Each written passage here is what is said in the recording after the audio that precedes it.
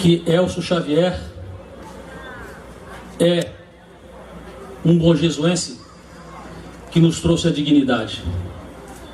Ele nos mostrando os valores do passado,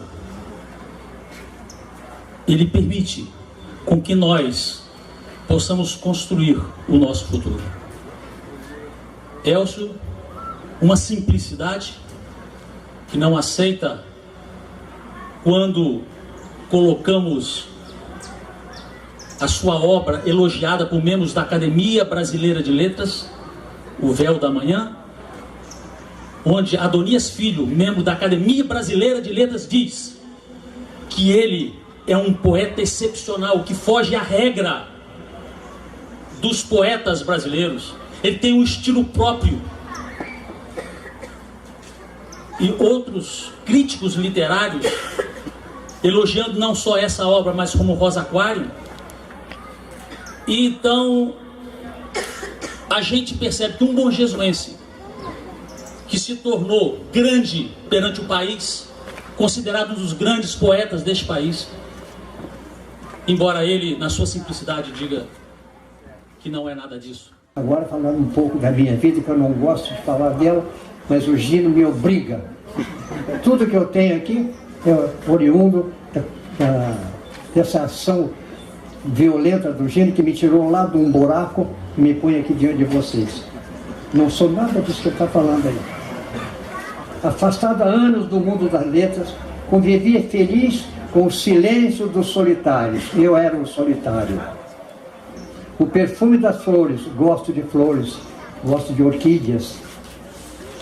E o som da divina música de Beethoven. Eu sou apaixonado por Beethoven e de seus colegas. Mas o destino colocou no meu caminho esse intrépido jovem Dr. Gino Borges Bastos,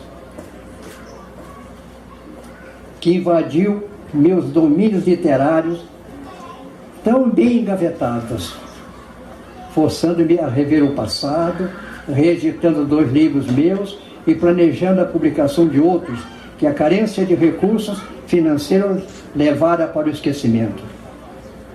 Afinal, se estamos numa feira literária e o homenageado escreve o poema, nada mais justo que se fale de poesia, mesmo que de passagem. Assim, inicio esta essência do nosso tema com a palavra de João Gaspar Simões. A poesia acontece. Ela não registra o que acontece. O nome desta festa está o do escritor Norberto Seródio Boixá, que iniciou sua carreira de escritor com diversas crônicas publicadas em revistas de jornais e posteriormente com o lançamento do seu primeiro livro, Me Dê a Mão, onde narra momentos de extrema fragilidade de pacientes terminais. Este livro é, na verdade, uma coletânea de crônicas sobre o envelhecimento, sobre a vida de idosos e da rotina dos asilos, narrados segundo sua vivência profissional, fruto de suas experiências como médico geriatra. É isso, escritor Norberto? É verdade. Eu acho que na minha vida, o envelhecimento é um caminho em crescimento. A cada dia que passa, nós descobrimos mais detalhes, mais situações nas quais a velhice é consagrada e não é tomada como algo final. Bom, em 1902, Alfredo Portugal, prefeito de Itaperuna, a qual éramos ligados na época, fundou a primeira escola municipal, cujo professor foi José Leão de Teixeira Farias, o conhecidíssimo professor Zequinho. Foi um homem além do tempo dele, foi um grande professor. Ficou aqui até 40, quando então Iracema começou a história dela no Piratinga. Mas o professor teve mais tarde uma escola que foi uma solicitação do César Ferola, que fundou uma escola estadual e deu a ela o nome de João Catarina. Nessa época eram os farmacêuticos daqui, os grandes e verdadeiros médicos. Você contava de imediato com o farmacêutico. E os grandes farmacêuticos foram Djalma Borges, e o José Lopes, chamado de Zé Pretinho. Os dois tinham as capas gaúchas penduradas na porta de saída, porque a qualquer hora eram chamados e o frio era intenso naquela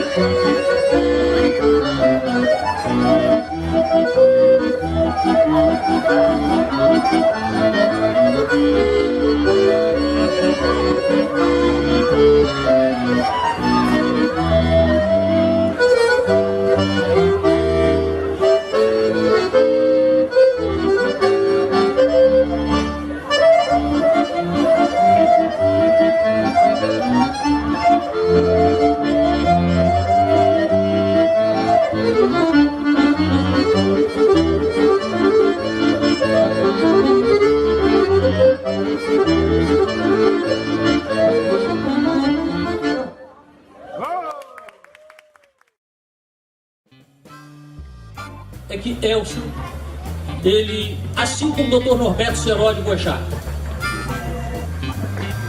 a quem eu saúdo nesse torrão sagrado de Pirapitinga de Bom Jesus, onde a família Seródio aqui se estabeleceu, vinda do arquipélago dos Açores, lá da ilha de São Miguel, da mesma ilha do Rio de Padre Melo, e aqui se estabeleceu e formou esse povo grandioso que hoje permite consumar mais uma feira literária, cresce a cada ano, como foi dito, uma força popular, uma iniciativa popular que cresce, porque cresce na alma dos que a forjaram através dos seus antepassados. Então hoje nós vemos aqui o amálgama entre a grandiosidade da poesia do Elcio Xavier e vemos também a união com a grandiosidade das crônicas do Dr. Norberto Seródio Boechat. E aqui nesse torrão sagrado de Pirapitinga de Bom Jesus, onde nós podemos observar esse casarão que nos remete à nossa história, ao nosso presente e ao nosso futuro, nós saudamos a você, Elcio Xavier, porque mostrou que um bonjesuense pode realmente galgar patamares importantes no destino do país, como você fez, como o Dr. Norberto Seródio assim faz. E é bonito ver que as novas gerações que o povo de Pirapitinga está ensejando através da literatura, de uma maneira não só da literatura, mas da cultura ampla, como a gente observa aqui, nós podemos ter esperança, sim, de construção de um mundo melhor.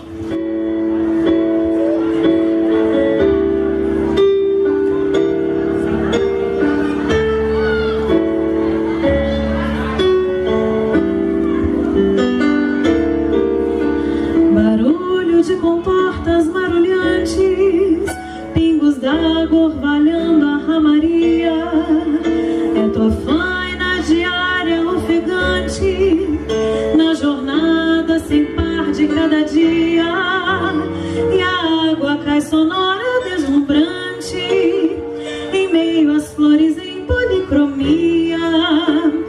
Como és feliz, assim cantarolante, na jornada sem par de cada dia, e se despede o dia de cada dia, e se despede o dia.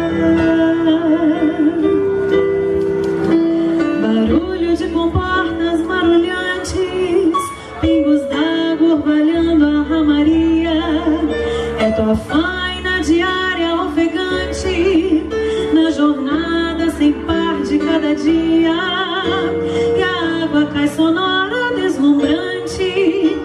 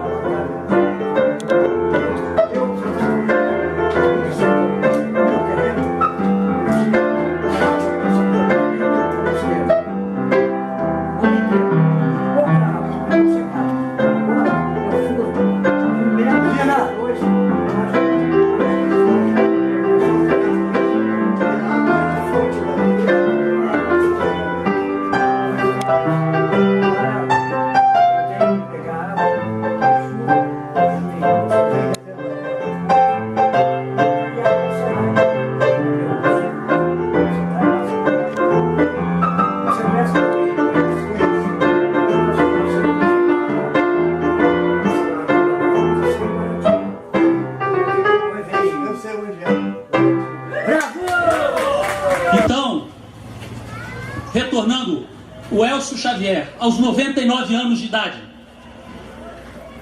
com esse espírito jovial, esse idealismo, e não só como escritor, não só como poeta brilhante, mas também como historiador.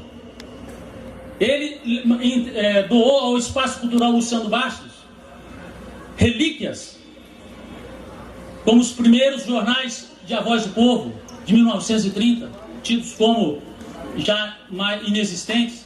Nos doou o primeiro mapa de Bom Jesus, feito por Padre Melo em 1940.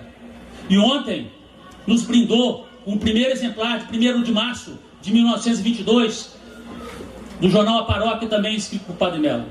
Então, Elcio Xavier, esta grandeza juvenil, que nós nos sentimos orgulhosos, Elcio Xavier, de tê-lo, e temos certeza que vamos tê-lo por muitos anos do nosso lado, porque você é um norte, é uma referência, assim como o Dr. Norberto Seródio Boechat.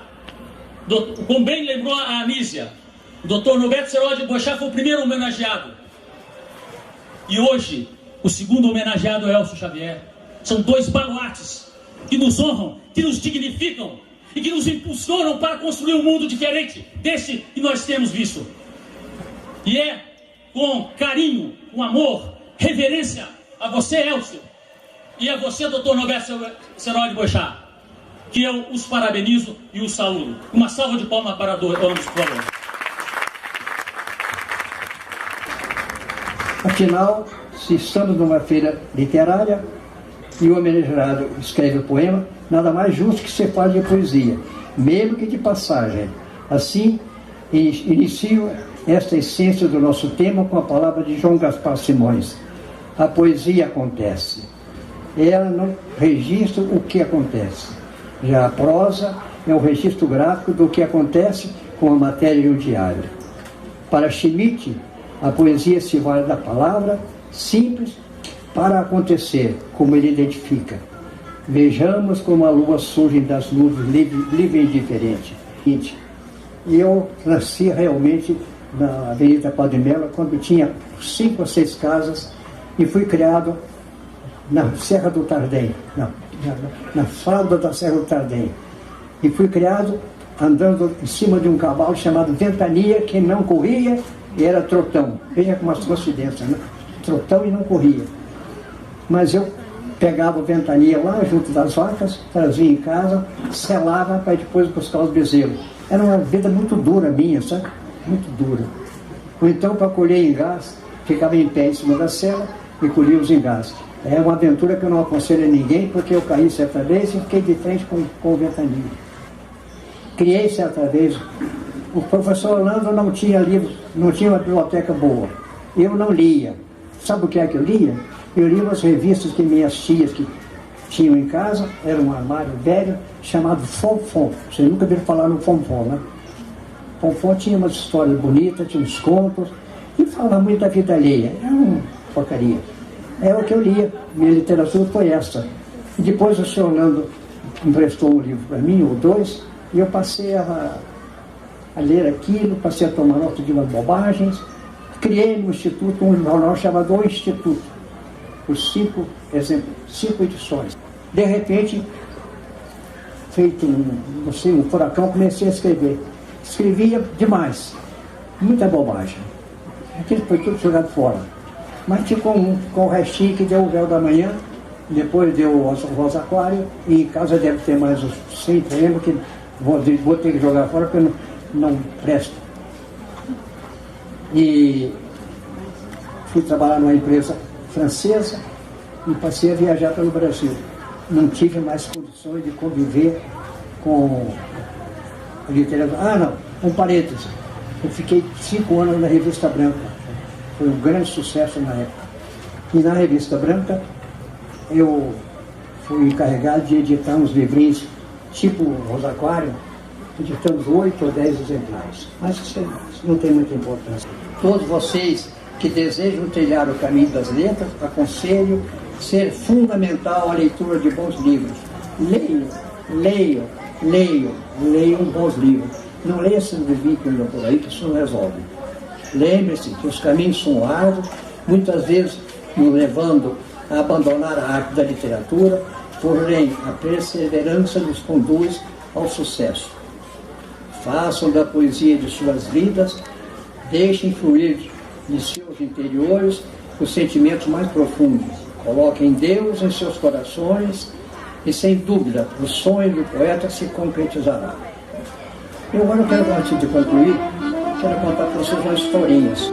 E ficaram lá, assistindo o Padre Melo se aparamentar, depois ia para a igreja. Era uma época muito boa. E nessa época o Padre Melo era tão bom que nós saímos da igreja e íamos tomar um chocolate quente, né, quando ele estaria isso, que ninguém conheceu. Era um chocolate melhor do mundo.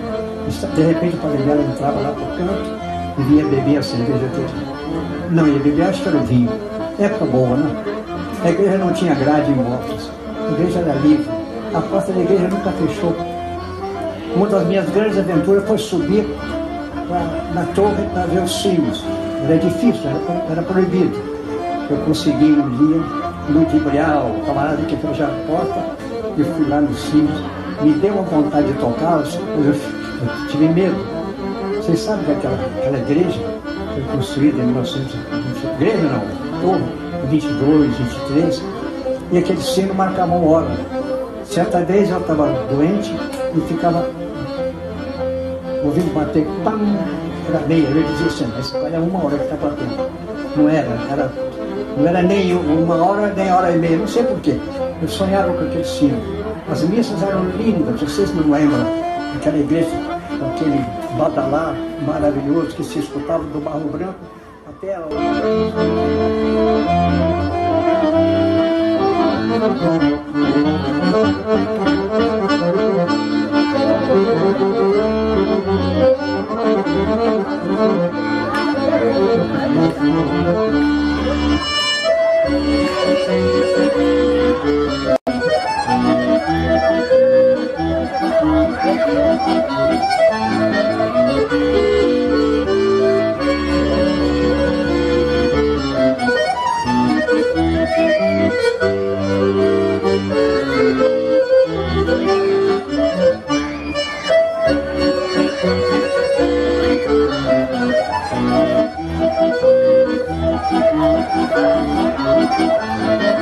Thank you.